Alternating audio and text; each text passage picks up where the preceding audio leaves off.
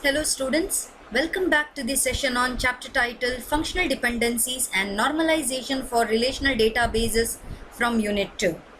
In the previous video, we understood what is a functional dependency and how to check if a functional dependency exists or not between the attributes of a relation.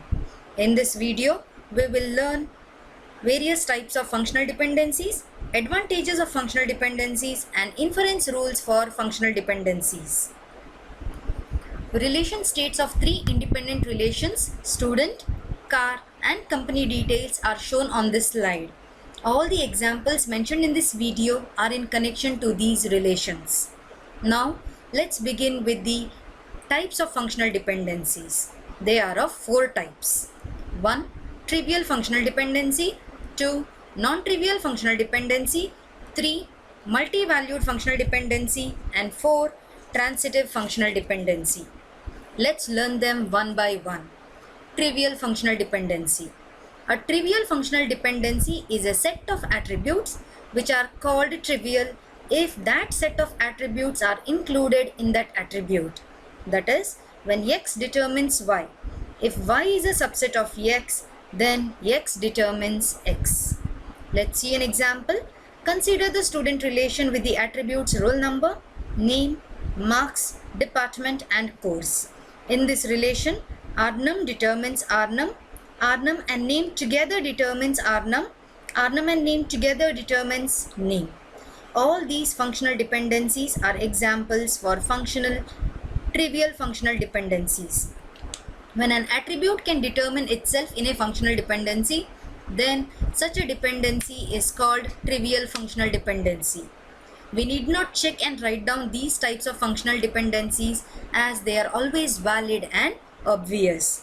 Next, we move on to non-trivial functional dependency. A non-trivial functional dependency occurs when x determines y holds true when y is not a subset of x. That is, when x determines y. If x intersection y is a null set, then it is a non-trivial functional dependency. Let's take the same student relation example. Consider the functional dependency rnum determines name. Here rnum is x and name is y.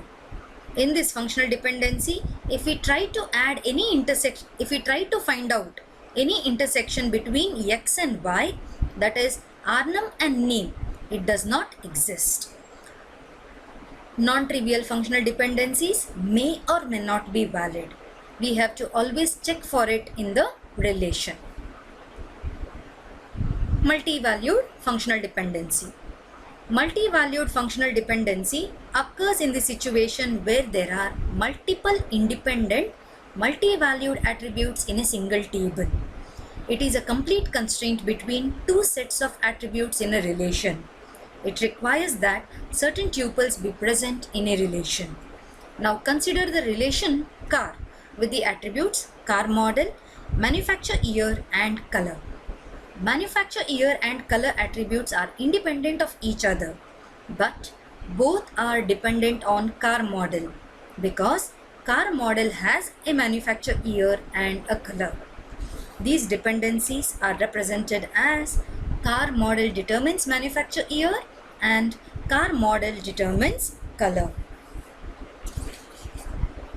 The last type of dependency is the transitive functional dependency. Let's learn what is this transitive functional dependency. A transitive functional dependency is a type of dependency which happens when it is indirectly formed by two functional dependencies. Consider a relation company details with attributes company, CEO, and age. If company determines CEO and CEO determines age, then we can conclude that company determines age. Such dependencies are called transitive functional dependencies.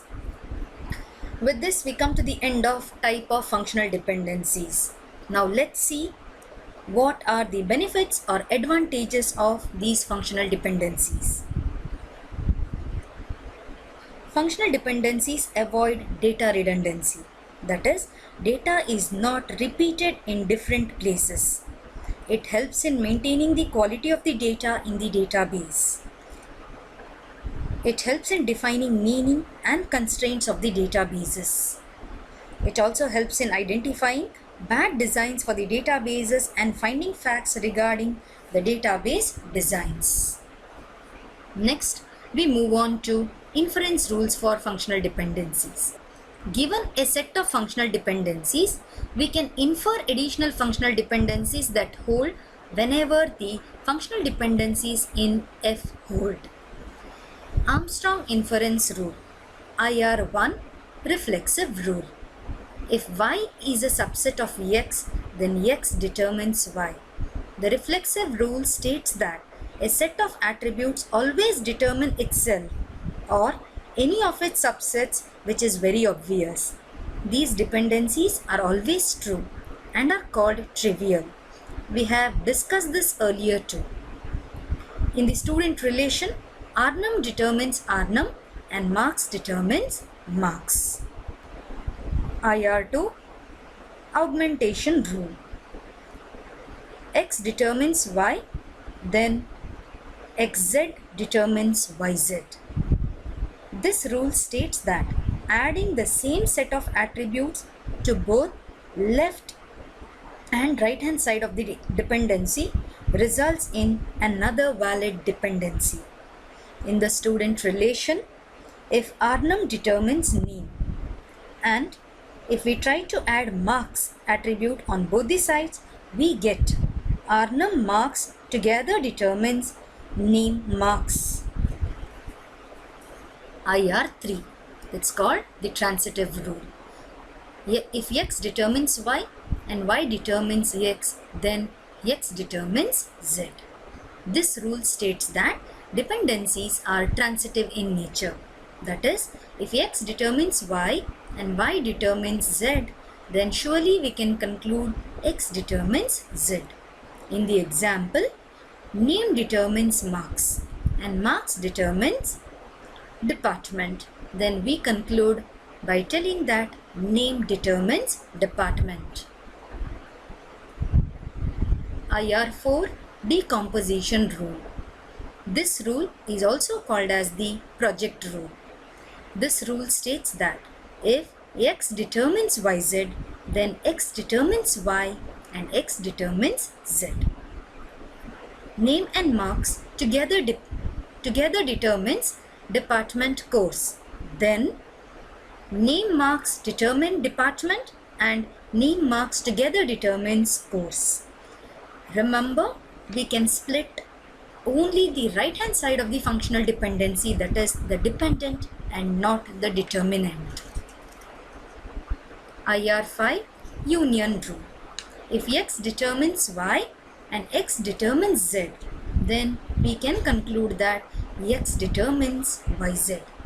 This rule allows us to combine a set of functional dependencies into a single dependency when determinant is the same.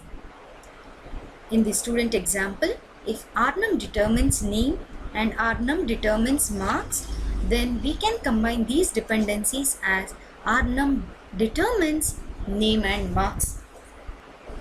IR6 pseudo-transitive rule. When x determines y and wy determines z, then wx determines z. In student relation, if Arnhem determines name and if name and Marx together determine department, then Arnhem and Marx together determines department. IR1, IR2, IR3 are called primary inference rules, as these rules form a sound and complete set of inference rules.